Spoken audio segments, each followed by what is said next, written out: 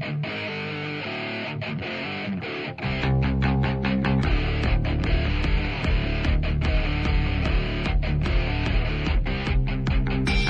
lies and buying time, killing people next in line. Lower class and social slime, they don't matter. Genocide, sick from water, sick from air. Making money, they don't care. Caesar shit, force of air. Fuck them back, it's only for they bomb. They shoot, they kill, they massacre, rape. They burn the kids, no one lives countries.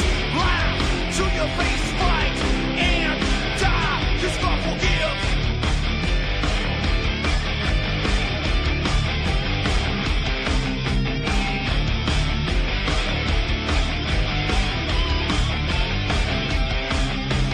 Selling lies and buying time, killing people next in line. Lower class and social side, they don't matter. Genocide, sick from water, sick from air. Making money, they don't care. See the shit, force a bear. Fuck them back, that's only fair. They bomb, they shoot, they kill, they massacre, rape. They burn the kids, no one leaves countries. Lie to your face, fight and die, cause God forgives. Yeah. Coming back around again.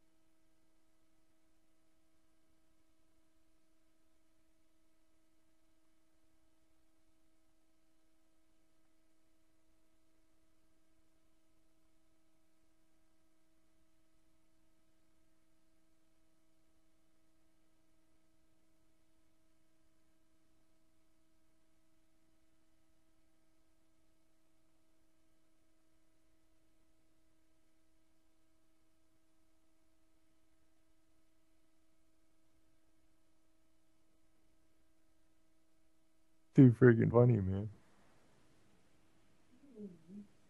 Okay, we should have sound now. Uh, that's too funny. Okay, I take it we have sound now. Hopefully. We got sound, yeah? I still don't have any sound. What the hell's going on? Uh, oh, damn. It's coming. There we go. That is too freaking funny. My my apologies to everybody. I was trying to catch up with my guest, and I was on the horn just before uh, airtime with Michael Schmidt, the milk farmer that got raided last week. So uh, yeah, I had a brain fart, I guess, because I forgot to log into the show.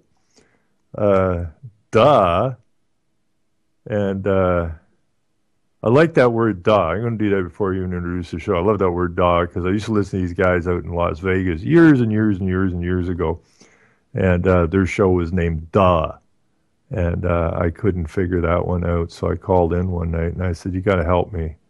Your show is called Duh," and they go, "Yeah, that's what it stand for."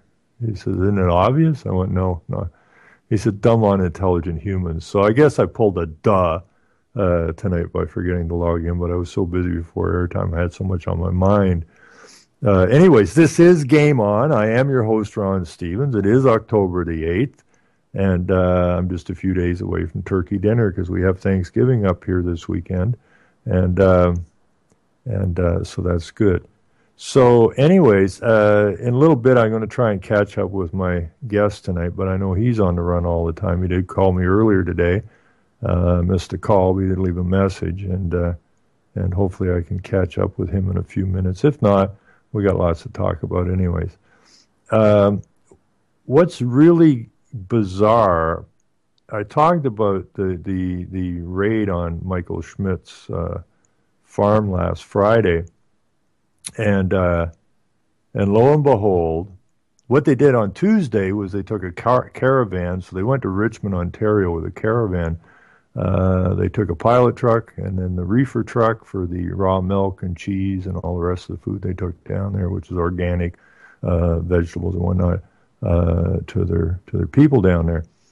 And so after the raid on Friday, what they did on Tuesday was they had a pilot truck, and because they're about probably 2 hours from where they probably did about 2 hour, a little over 2 hour run down to deliver the food, and so this time, and when they got raided, when did they get raided? On Tuesday, the previous Tuesday, the police raided the reefer truck when it pulled in to deliver the goods. No, so this time they took a pilot truck in front of the reefer truck, and they had, I think, about 7 vehicles following them all the way down to Richmond Hill to deliver the goods. And they didn't have any problem with the police that day, although some media came in there and took some of those strange fisheye lens pictures so that it looked like, you can made Michael look kind of evil, which he's not. He's the nicest guy you ever meet. But he's been battling these guys for well over 20 years now, and I've been dragged in and out of court.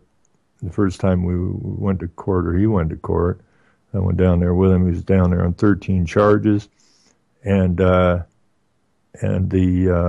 judge acquitted him of all charges and said that people have every right to enter into private agreements. Well, that didn't stand good with the province, so they immediately appealed it, found him guilty on 13 of the 19 charges, and that was appealed again to a tribunal, which found him again guilty, and so on and so forth. So it was pretty peaceful for a while, and then they decided to raid him again.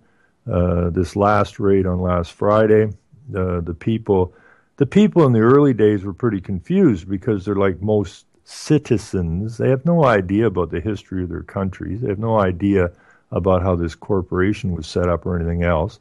And so over the years, people have learned a lot. So this time, when 20 government officials plus police rolled into the farm with a cube truck to once again load up Michael's equipment and all of the goods that were destined for the people who own them, the people just said, you know what, had enough. And they just put tractors and wagons across the gateway after the cube truck and everybody and the officials and everybody was in there, and they just simply refused to open anything until that truck was emptied. So, after threats of arrest and that, and about 60 people plus decided, yeah, you know what, arrest the whole damn works of us, because if you don't arrest, you're going to have to arrest us all, because ain't nobody getting out of here with that truckload, because what's on that truck belongs to us, not you, not the government, nobody but us. And I think when the police tried to throw their authority around and that many people just said no, and that's the beauty of it. That's the beauty of it. I've said it as long as I can remember. The answer to the whole problem we face is the word no. That's it. No. And mean it. And so then the authorities got nervous. They didn't know what to do. Same thing happened at Bunty Ranch. The feds came in, and then somebody's got to blink. And they blinked, and the authorities blinked over here at Michael's farm on Friday. It was beautiful stuff. Nobody hurt. Nobody arrested. And when that truck left the farm, it was empty. So on Tuesday, they took the caravan down to deliver the goods. And so I thought everyone was pretty chilled out here. And what happened was that the MNR, which is the Ministry of Natural Resources, had been spying on Michael's place for who knows how long. They had cameras set up across from his farm, spying on the activity, the comings and goings at the farm. And Michael or someone was out wandering along the ditch or something and noticed these two cameras and picked them up. They had no idea whose cameras they were. So he actually phoned the police and said, I found these cameras. I don't know whose they are, but I'm going to hang on to them till somebody claims them. So, I'm calling you, the police, to tell you I got these cameras. And if somebody calls in that they got missing cameras, then you can tell them to call me, and all they have to do is identify them. They can have them back. Turns out, later on, they found out that it was government cameras spying on the comings and goings at the farm. So, they raided the farm on Friday, and Michael got a call today that they wanted the cameras. And he said, I don't have the cameras. I gave them to someone who gave them to a lawyer to hang on to, but I don't know who that lawyer is. So once we track that down, yeah, you can have them back. So now what they've done, I'm going to put this link in here. I don't know if anybody on here is on Facebook. I know a lot of people don't like Facebook. I'm certainly not a fan of it, but I use it. But this is a link. Where's that go? I think that goes to my my Facebook. I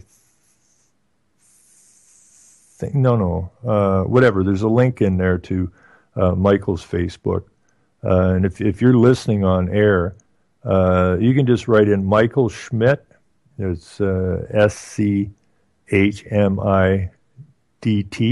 Schmidt. Just Michael Schmidt, and you will get to his Facebook.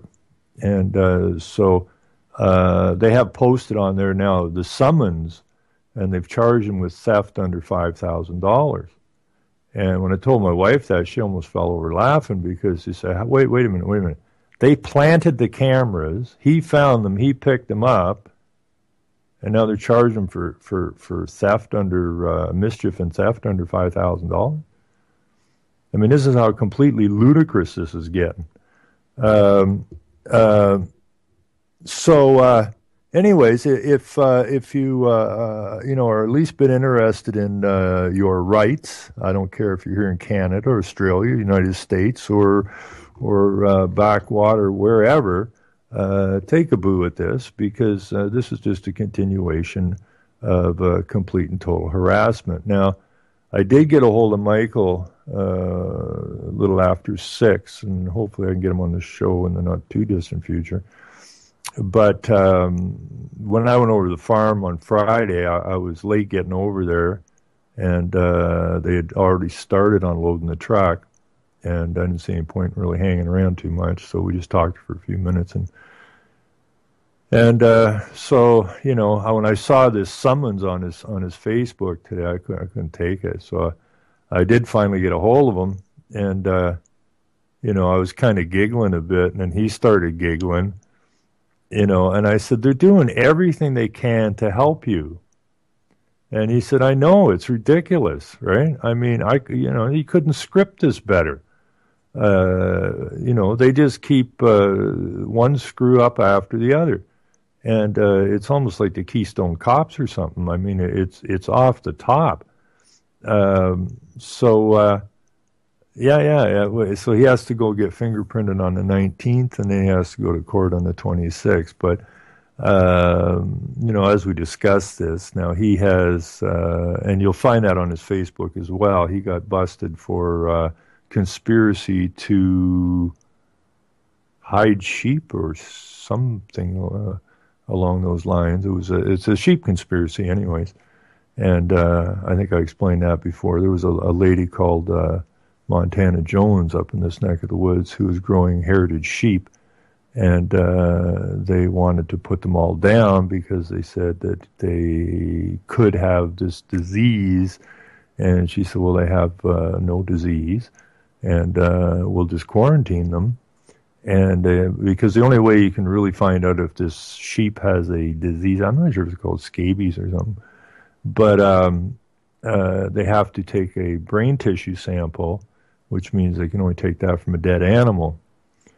So, you know, they tried to say, well, all right, if we sacrifice one animal, well, yeah, but that would only show that that animal does or doesn't have it, so we're going to have to kill them all.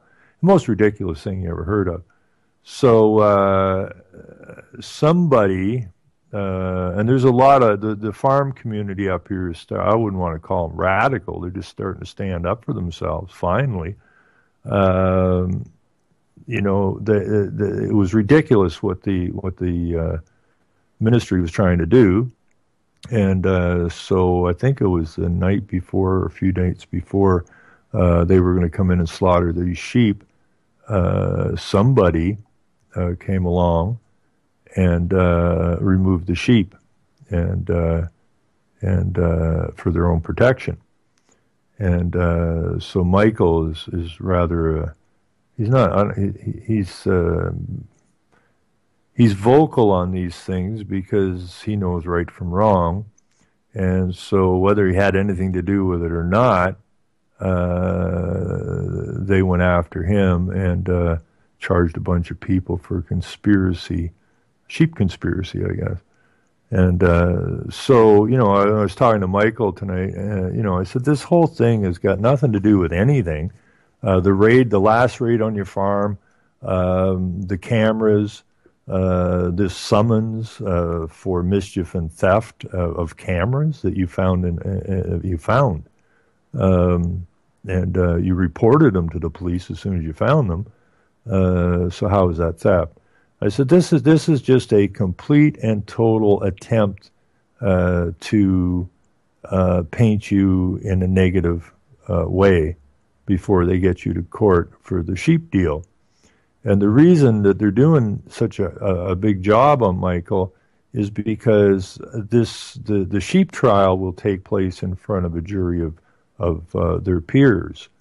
So they can't get railroaded by the judge, who's just a corporate player. So this decision about the sheep is now in the hands of the people. And again, the people always have a right in a jury to strike down bad law.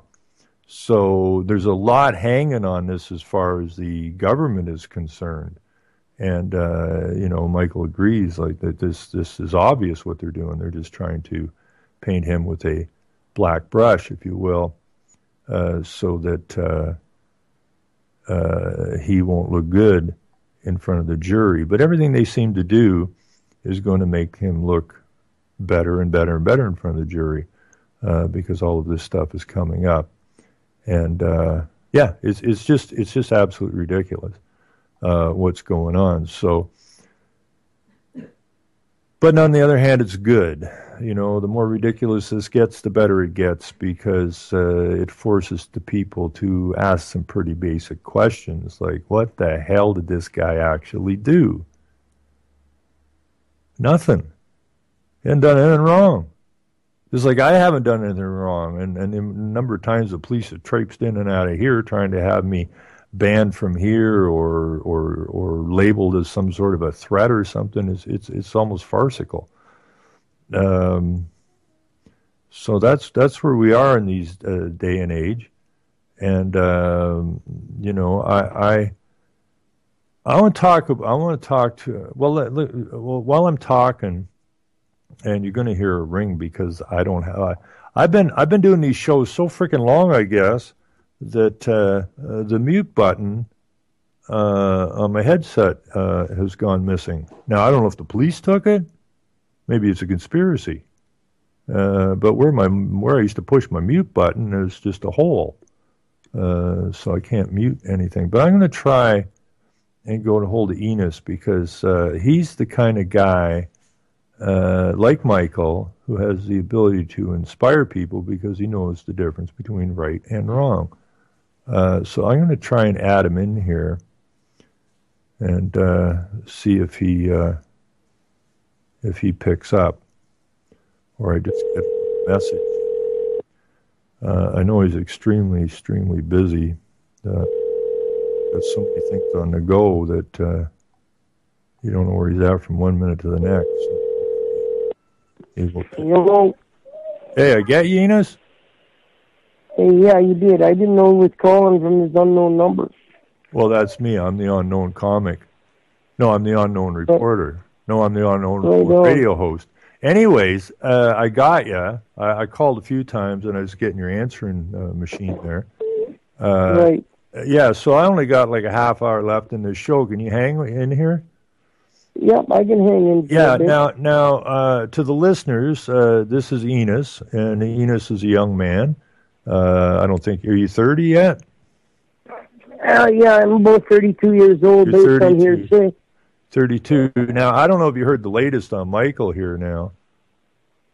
Yeah, Michael, actually, I was speaking to Michael earlier tonight. Oh, were you? So and he called me, and I guess the police were harassing them again today, and he was charged with criminal mischief and theft. Yeah. And, we got a pretty good laugh out of that when I was talking to him. I think it's an absolute shame that these guys continue to harass him like this. I was at the all-candidates meeting up in Katy last night for Great Britain Show and Sound, and it was the biggest farce I've ever seen. The Grey County Ministry of Agriculture, or whatever they call themselves, something like that, they hosted the thing, and if you wanted to ask a question, you had to write it in a piece of paper, and they take it up front to their moderator guy up there. And anyway, I was one of the first guys to write a question on a piece of paper. And funny enough, they only asked 20 questions, and they didn't get to mine. Now, I was the second or the third guy to put my question in. Well, it's funny you bring that up, because I did run in the provincial election in 2007. And it was the same crap, right? And I had a known Mason following me from. We did a lot of different all candidates meetings all over the county, and everywhere I went, I had a Mason following me everywhere I went. And the same thing with the questions and that.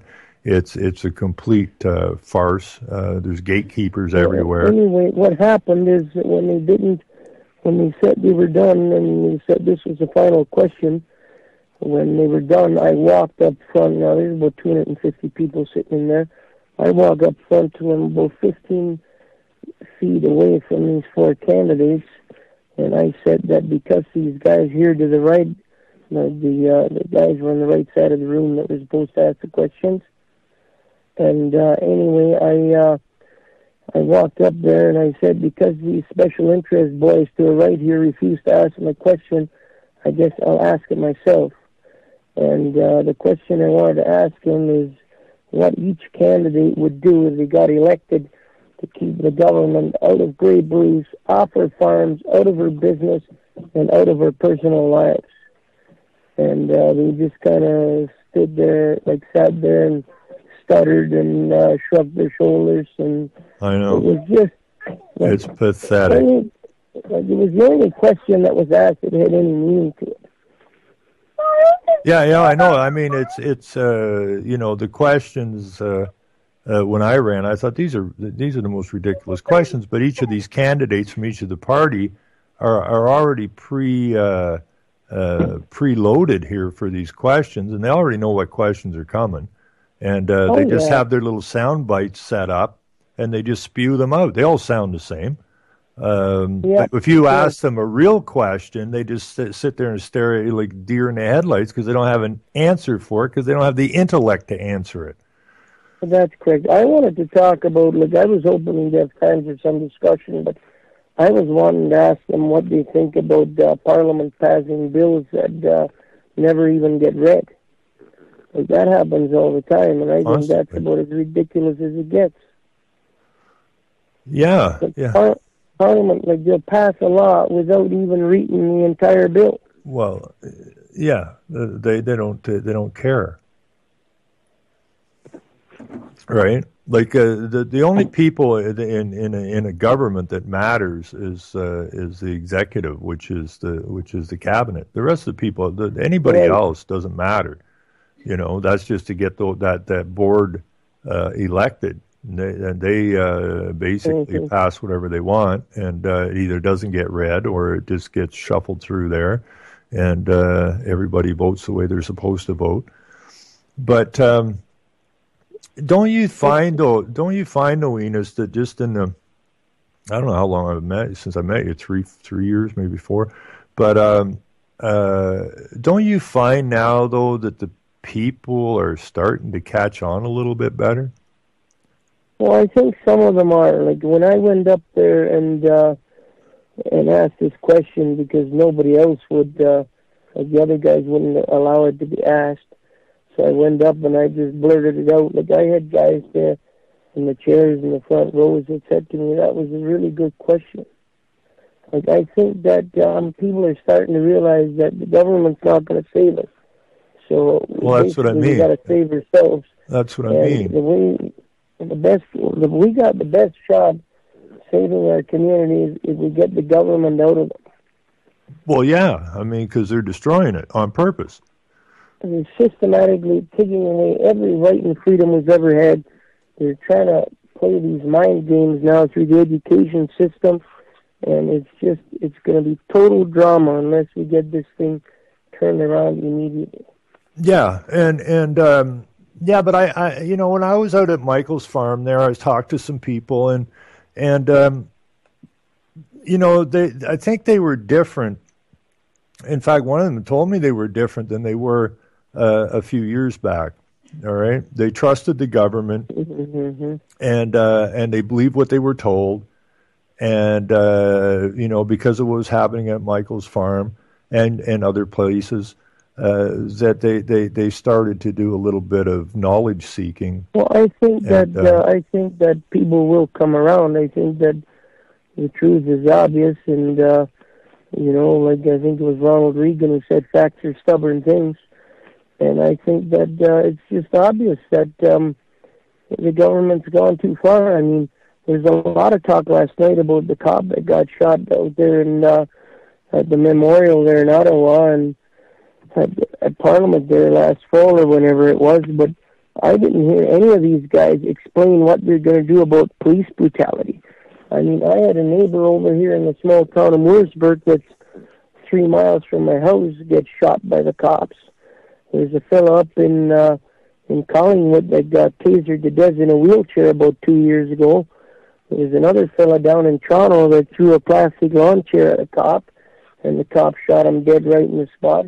I mean, this shit is going on like you wouldn't believe. I mean, if you accept all the all the original stories about terrorist attacks in North America, which I don't, but if you do accept that to be true, there's been 100 people killed by the police by either being shot or tasered to death or run over by cop cars for every person that's been killed in a so-called terrorist attack in North America. So I think that it's time we put the whole terrorist bullshit aside and we start dealing with the real problem. Well, this is, yeah, but see, all of that terror, all of that, that's just smoke and mirrors and look over here, don't look in your own backyard, right? That's all that is. And people need to go look at where they live. And that's where they're going to make the changes. That's why I'm, for all the hassles I've had, you've had, Michael's had, and so many other people have had, rural Ontario, rural anywhere as far as I'm concerned, most of the cities are done like dinner. I mean, the people in the cities are brain dead. They're too close to think anymore. I don't know. But the people in the rural areas, they come from a different stock, I think, and I think that's where it's going to get broken as far as the government's concerned. I don't think people will continue. They've been pushed around and pushed around and pushed around, and they backed up, and now, you know, they're saying, wait a minute here, we don't have any rights, period, and the police are running roughshod over everybody. That only lasts a little while, and then people either completely succumb to it or they push it back. And I believe we're going to get the pushback soon. Well, I hope that something's going to happen here shortly. I mean, it's a pretty sad state of affairs that we're up against here in Grey Bruce, and it's not just in Grey Bruce; it's all over. But what Michael is going through right now is just it's total criminal harassment, and you know, until we can hold these cops and the authorities behind the scenes accountable for this type of behavior. I mean, there's the problem. That's the problem. The way they set it up, and it's set up in the United States the same way in Australia and Britain and everywhere else, is that the police here are accountable to no one. The way they set it up is that the police is an arm's length agency outside the reach of the government that set up the agency, and they are employees of the Queen or the Crown or the state, because the Queen is the head of state, so they're employees of the state, and they're not beholden to the people one little bit. So what happens when a cop goes and beats up an old woman or something? Who investigates this? The police. You talk about conflict of interest. Talk about it. And there's no, I mean, I've been through every agency, from the Premier's office, through the Attorney General's office, to the Law Society, everywhere. And nobody has any reach on the police. They can't pull them in, set them down, say, smarten up.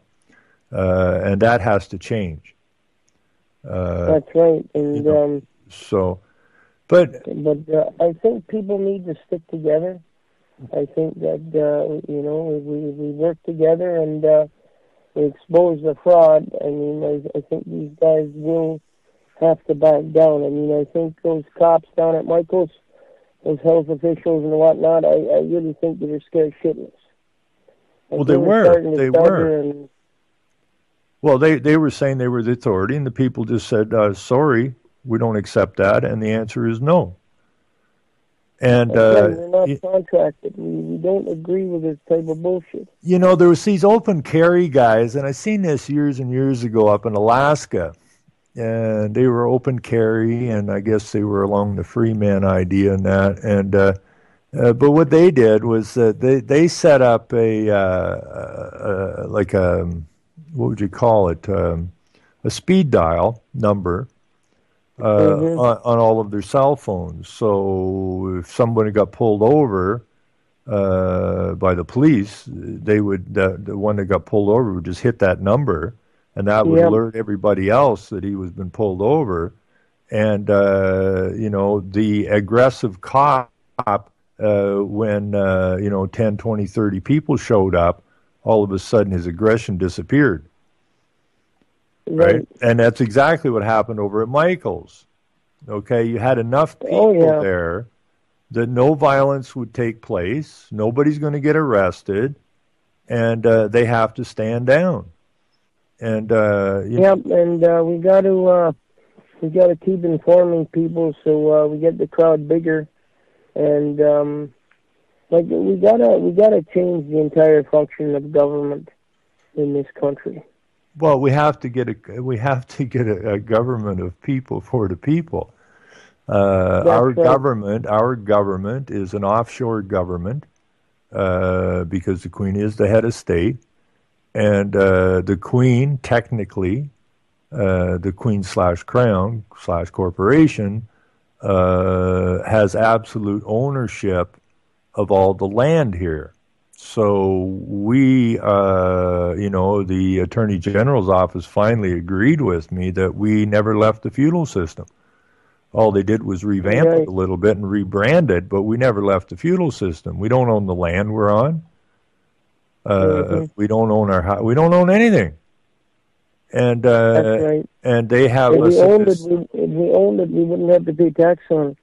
Well, that's right, because the absolute owner does not pay taxes, and in the case of Canada, the Queen Crown Corporation does not pay tax because they have absolute ownership. Now, we have to get ownership of these lands somehow, and I'm thinking we're going to have to just start staking claims on our properties or on the lands, because the properties are not real; they're just abstract concepts. I had the police come in my place one time. This was. Well, it was 2 years ago on August the 20th, so it'd be just over 2 years ago. I had these guys come into my place without a warrant, surround the front of my house, probably 20 of them with machine guns, with clips hanging down to the grass, while they went through my entire property. No search warrant, never talked to me about the incident. It's just, it's criminal. Well, what were they there for? It happened in Russia. What were they there for? They flew over my property with a helicopter or something, and they detected something suspicious at the back of the farm. So they go back there without my permission. Sorry? Just an empty excuse. Yeah. Yeah. I was talking to a friend down in Kingston yesterday, I think, and where I was on the horn with him. He says, somebody's coming up the driveway, and there's a bylaw inspector, so he has a truck sitting in his yard. He's a construction guy. He's got a truck sitting in his yard that's temporarily not being used, so there's no plate on it. And same shit, right? He says, well, you'll have to comply to the bylaw, and you have some windows against the building, so those have to be disappeared, and you got to get a plate on the vehicle. Okay, I'll put a plate on it. Well, no, it has to be a valid plate. Because and he says, well, what's that about? Well, we had a complaint. Well, who complained? Well, we're not allowed to give you that information. No, that's bullshit, right? Oh yeah, they'll have some paid guy drive around. That's right. They got some complaints with them. It's exactly what I said. Somebody's driving around looking for some reason to come to your house and give you a hard time, and which just again proves that it's not your property. But this is one thing that I want to discuss with you, and I never really I talked to you about it out at Arts or something one time, but and correct me if I'm wrong, but you have at least one child that's not registered with the government, right? Yeah, I actually have 3 of them. 3 of them now?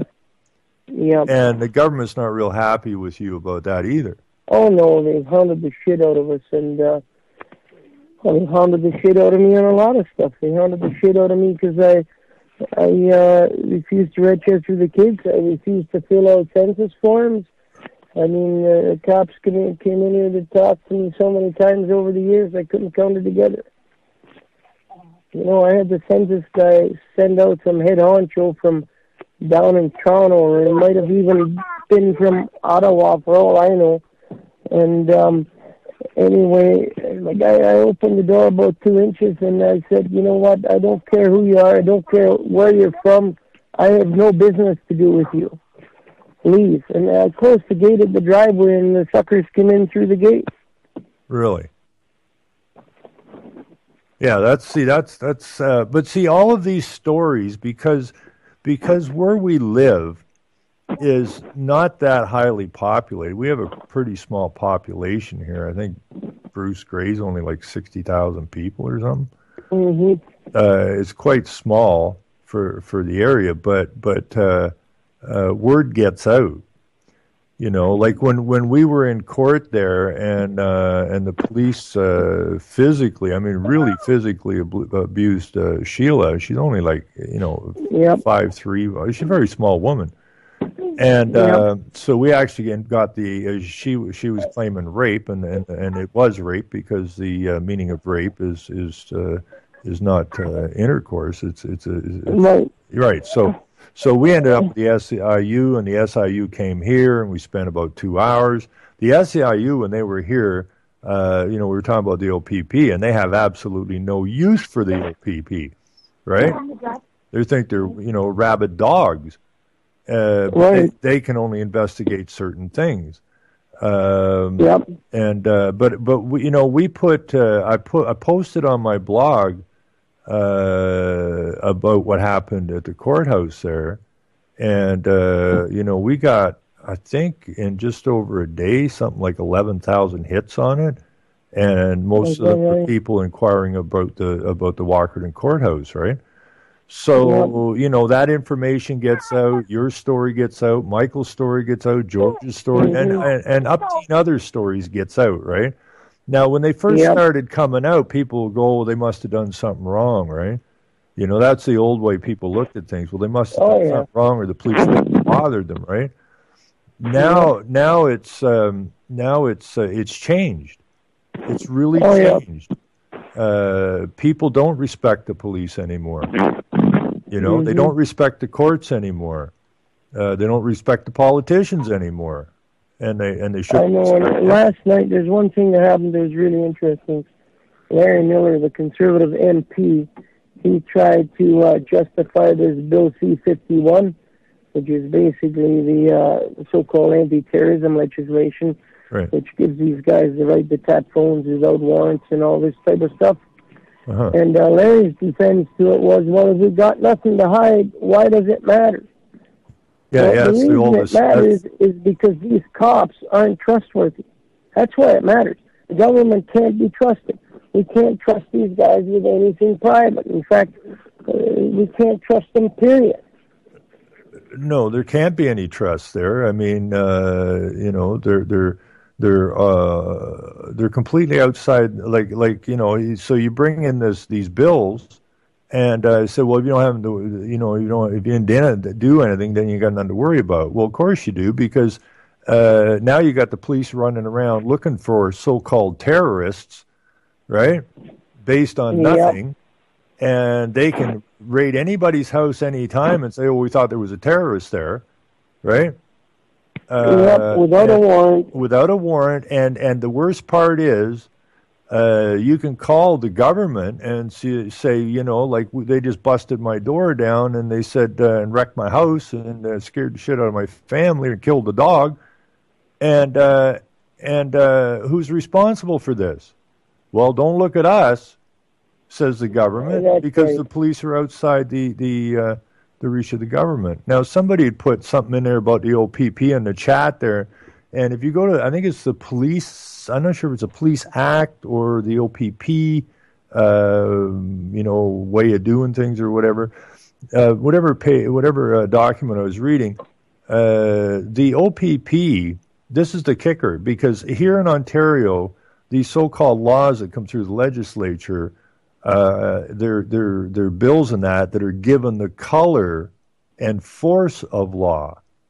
And the document I was looking at, and it had all to do with the OPP. The OPP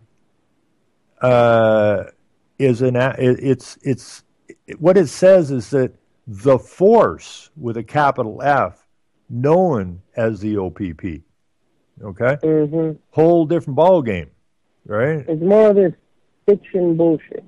Yeah. So they're the hammer coming down on you for these phony laws that are passed in the legislature, and the OPP's job, or the force's job, is to give force to the color of law. Well, they come in and they put their force on you, but you go back to the government that passed the law, and the government says, "Well, we can't do anything about what the OPP does. They're self-policing." What kind of deal is that? Right. So it's. But I still believe I wouldn't be doing this, if I didn't believe we're going to win this. Because we got to win it. I mean, you got 3 young children, right? Yep. And, okay. Well, you don't have a choice. You got to win. That's right. That's right. And I think the best shot we got at it, which is going to work, is by educating people. Well, that's what I want to talk to you, George, about, because I tried to put a magazine out a few years back, and worked really hard on it, and it worked. It was very nicely done. Thank you very much. And other magazines, people I know, they go like, "Who did this?" I said, "I did." And they said, "We thought you built houses." Well, you do what you do, right? You learn, and they couldn't get over how professional this thing was, but. What happened was I needed it was full color. It was going to cost a fair bit to produce, and while I could get some small ads, from a local painter or whatever, but there's not a lot. Yeah, well, I think we're going to have to start holding fundraisers and stuff. Well, I think what we need to do, and I want to talk to you guys about it, and Michael, we need to sit down and counter, which I've always said is we got to counter the media. And we need to produce a paper and get it out to people. Like the problem with the internet is that I got a call from Oregon, and I got a call from Florida, or I got a call from Calgary. Well, that ain't doing nothing down here at the local level. And we need to get a paper. See what the problem is? It's all psychological. So if a guy's listening to this show, or he goes to a website or something and gets some information, he goes to get a coffee, he starts talking to his buddies, and his buddy goes, "Oh, that's that conspiracy shit. I don't want to hear about it," right?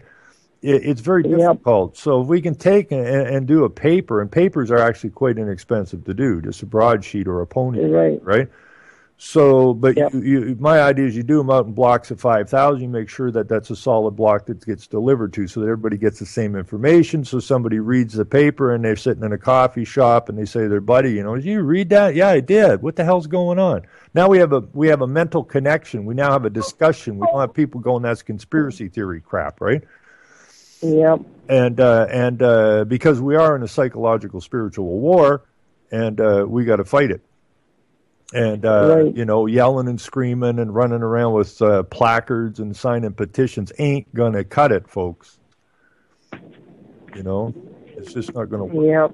Yep. They don't care if you protest. They could care less. That's right. I think we got to take it to the next level now. We have to change the thought process. More and more people prepared to do that. Right. We have to change the thought process of the people. And the only way people will become wise is to get them knowledge, because through knowledge becomes wisdom. That's right. So, it's all good, but, like I know the garbage you've put up with, and it's ridiculous. Yeah. And who have you harmed? And who have you harmed in all of this? Nobody. Sorry? I said, and who have you harmed through all of this? Yeah, nobody. And, exactly. The government's harming us every day. And who has Michael harmed? Nobody. And who have I harmed? Nobody. It's helped a lot of people. And that's right. Yeah, so No, it's time for, we got to change the way the government functions. And we need some nature transformation here. Yeah, that's exactly what we need. So... hopefully we can get together here, you, me, Michael, and some other people, and sit down and come up with a workable plan, and then work the plan, right? Yep, I think that I'm going to be meeting Michael at 7:00 tomorrow morning, just briefly, and then maybe we'll. We got to set something up for. We need to sit down. The four of us come together. Like you can't look at an empty field and wish it to be plowed and wish it to be planted. You have to do it. And we can't wish this to change, right? We have to do it. And we have to get people on board and on side. And the more people get on board, obviously, the more people you get on board. Anyway, unfortunately, I got to move on here. Well, that's fine. That's fine. I just okay. We're just out of time, anyways. So, Enos, I'm really glad you were on. But if you're talking to Michael tomorrow, just run that by him real quick, and maybe we can hook up in the next week or two, and sit down and get our pencils. Yeah, I think it might be sooner rather than later. Well, yeah. Okay. Well, that's even better. The sooner, the better. All right. Thanks. You have a good evening, and you as well. We'll be talking. All right. Take care. Bye-bye.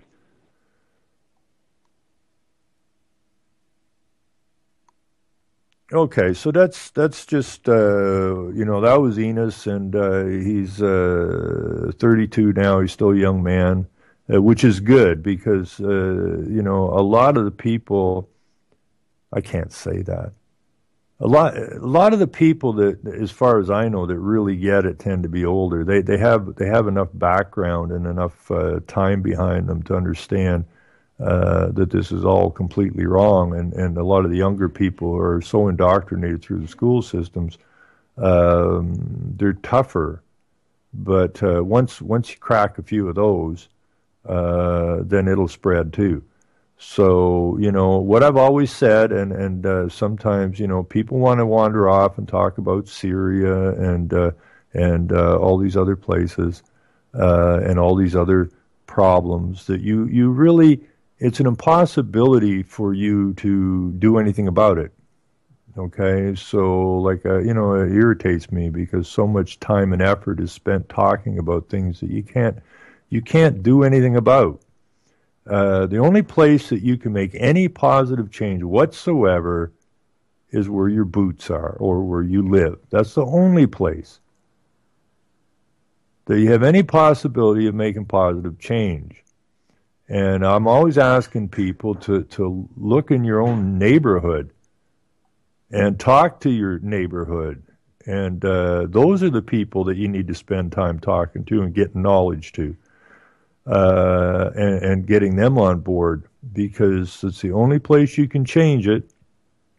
And if you don't change it there, well, who is? Who's going to change it there? If you're looking for a new politician to come and save your butts, well, anybody with any sense at all knows that's not going to happen, and therefore you're back down to the local level, and the people at the local level have got to get strong. They got to strengthen their spine, strengthen their minds. They got to talk, teach, and shine the light like they never did before, and then we get back control of the local level. Then we can push out the state level and the federal levels. Because if we can't push those back, we're screwed. It's that simple. And history shows how that works out for people who just keep rolling over, and looking the other way. All you have to do is look at history and the number of people who have been killed by their own governments throughout history, the number of people who have been killed in unnecessary wars throughout history. And unfortunately, the people in the West have thought for too long that they were outside of any of that stuff. That would never happen in their lands. Well, surprise, surprise, they've been working at it for a very long time to take you down mentally, spiritually, and make you to the point where you don't stand up anymore. Now, I did say just before I left, just before we get off air here, I saw a story go by somewhere last night. Just like they took, they turned on the Confederate flag in the United States and called it a racist flag and this and that, and we got to pull that flag down from everywhere. Now I see they're doing the same thing over in Britain, the Union flag, which flies on all the schools and that. In Britain and Ireland and that. Now there's a push on against it, just like the Confederate flag, because the immigrants and that, it bothers them somehow. And we don't want to bother anybody, do we? So now there's a big push on to pull those flags off the flag poles, just like they did with the Confederate flag, just like they pulled the Bibles out everywhere. Okay, and that's just pulling everything that means anything to the original peoples out from underneath them. Okay, and we need to stand ground, and we got to learn to say no. You know, look what they're doing over there now. Just learn to say no. And like I said, you can't do anything about what's going on in Syria, Afghanistan, or Iran, or Russia, or any other multiple number of places. The only place that you can possibly make change is in your own backyard, and that's where you got to concentrate your efforts. That's the only place that your efforts will show anything. It's the only place that your efforts can possibly bear any fruit. And once a few local areas start to stand up and start to say no, then you will find it spreads to the next neighborhood and the next community and the next town. And then you get your lands back. And then we can go back to rebuilding our nations, because their nations have been torn to pieces. They're shredded. And we got to put them back. We got to get our hands on them, because if we don't, your children and your grandchildren ain't got a hope in hell. So as I've said before, and I'll say again many times, I suppose, if you're confused and you don't know what to do, just go find your kid, go find your grandchild, and look in their eyes. There's your obligation. There's your duty. Now, whether you step up to your obligation and your duty is your call. But I think if you go and look in that kid's eyes, you're going to know you got to do something. So anyways, we're out of time. I want to thank everybody for tuning in. I really want to thank Enos for popping in, because I know he's on the run all the time. And hope, everybody got what they wanted. And I learned a new lesson before showtime. Try hooking up to the network. It tends to work better that way. So, okay, everybody, it's 7:59. We're going to hear music in a quick, short bit here. So I want to bid everybody adieu. We're going back on air Saturday night.